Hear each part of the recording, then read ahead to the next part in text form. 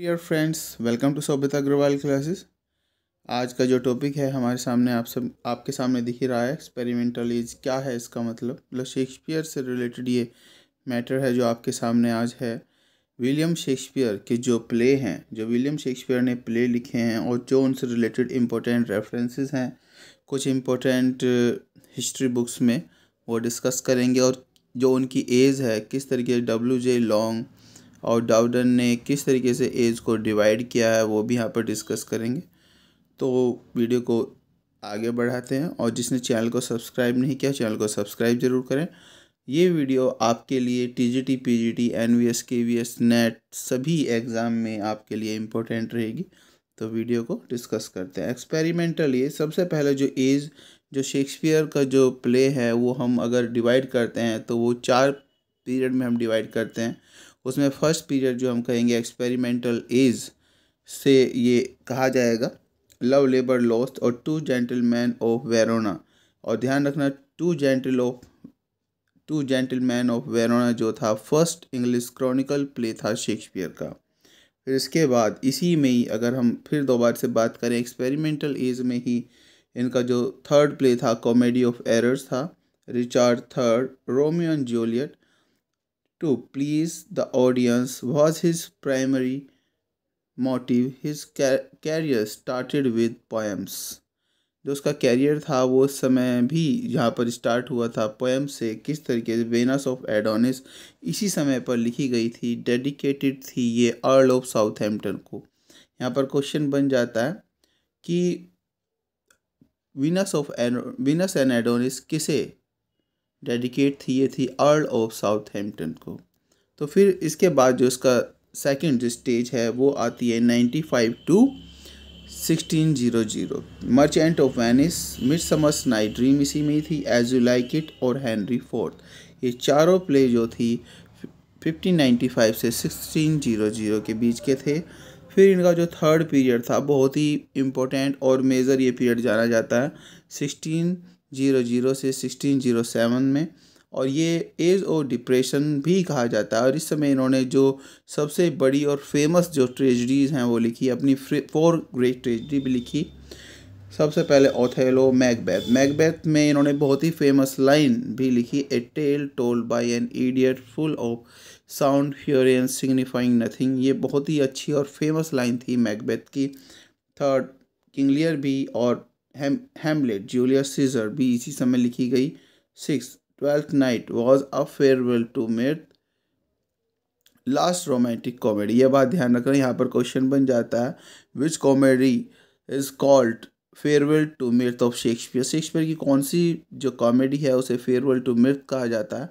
वो है twelfth night, और ये लास्ट रोमांटिक कॉमेडी भी थी। ये ऑल्सो रोट हिज सोनेट्स भी इस समय से इन्होंने लिखी, और जो सोनेट थी dedicated to the misfortunes of Earl of Essex, Earl of Southampton. फिर इसके बाद जो फोर्थ जो स्टेज थी age of serenity and claim नहीं है, काम है यहाँ पर, काम शांति से भरी हुई। 1607 से लेकर 11 तक यहाँ पर इन्हें डार्क कॉमेडी, जो कॉमेडी थी इनकी डार्क कॉमेडी भी ये कही गई। कौन कौन से हैं वो इस एज में क्या लिखा? Pericles, Cymbeline, Winter's Tale, Tempest. और टेम्पेस्ट जो थी 1611 में लिखी गई और लास्ट वर्क था। ये बात ध्यान रखना, इनका लास्ट वर्क टेम्पेस्ट था। स्वान सॉन्ग भी ये कहा जाता है।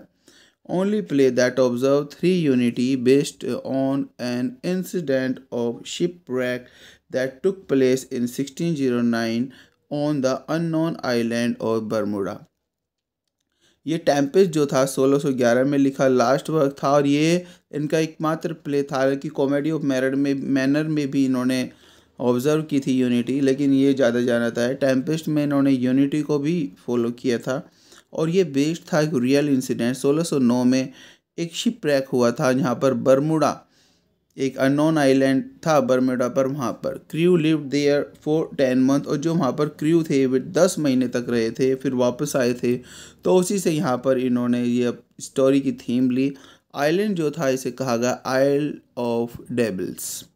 फिर इसी में ही कोरियोलिनस जो रोमन प्ले था, इसे लास्ट रोमन प्ले भी इनका कहा जाता है। 1608 में यह आया था।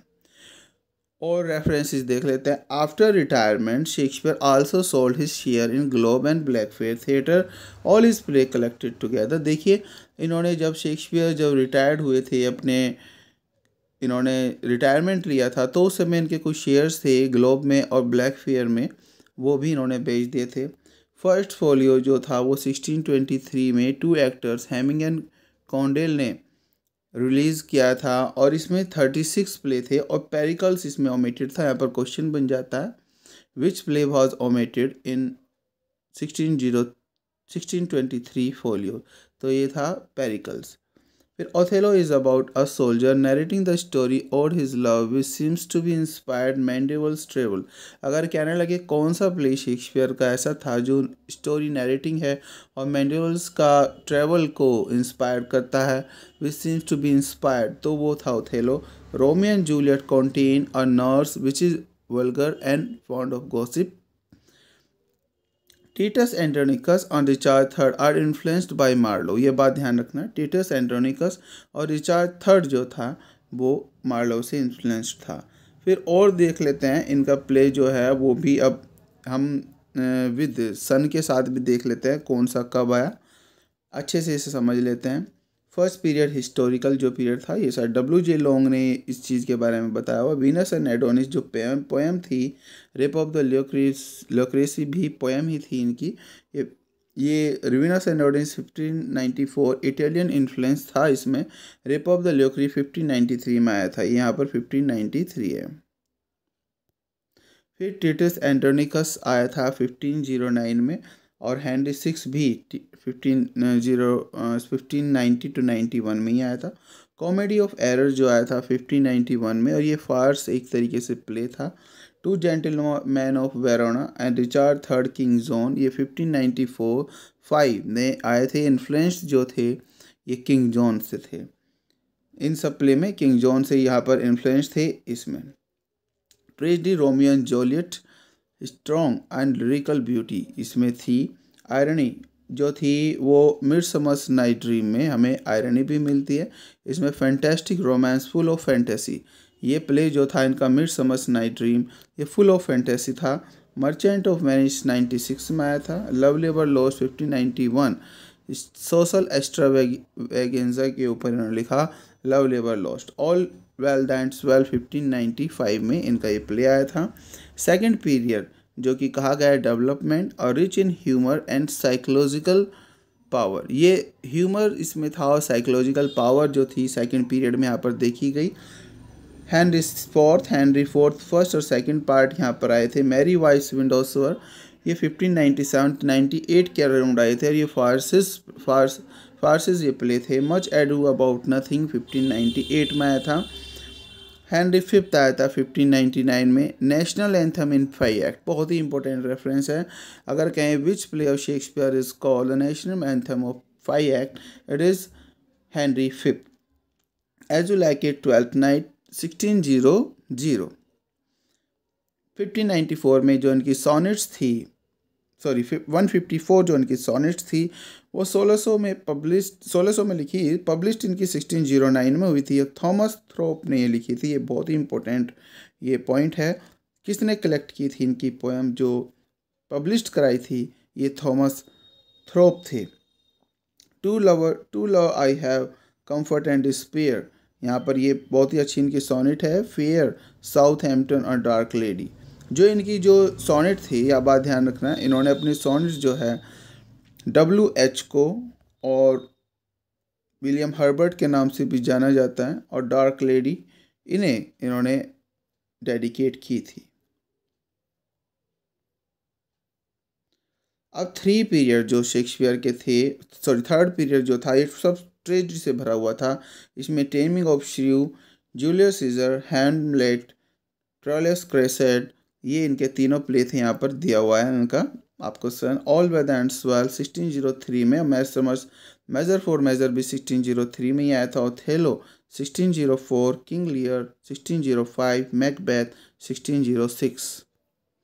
ये जो आपके सामने तीन प्ले हैं, Othello, King Lear, Macbeth, trilogy भी कहा गया, कम्युलेटिंग पावर एंड पैशन से रिलेटेड। अब फोर्थ पीरियड जो था Antony Cleopatra 1607, Themis Athens 1607, Coriolanus 1608, Pericles 1608। Doubtful authorship भी यहाँ पर की गई है। फर्स्ट जो फोलियो था उसमें ये ओमिटेड भी किया गया था। सिम्बलाइन 1609, winter still 1610 to 11, Tempest 1611, Henry 8 unfinished work था।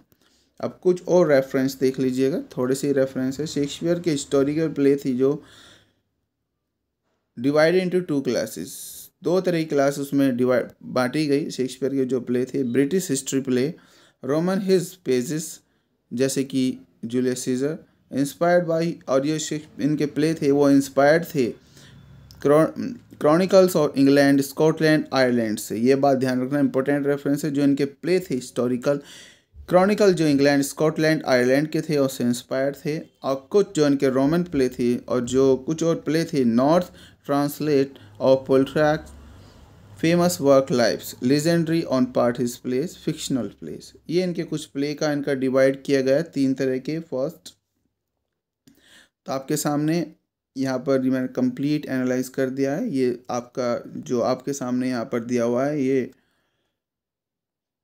सॉलिड प्रूफ के साथ है, ये बात ध्यान रखना, आपकी हेल्प करेगा एग्जाम में, इसे आप रिवाइज कर लेना। Thank you very much. Stay tune with Shobhit Agrawal classes. जिसने चैनल को सब्सक्राइब नहीं किया, चैनल को सब्सक्राइब जरूर करें।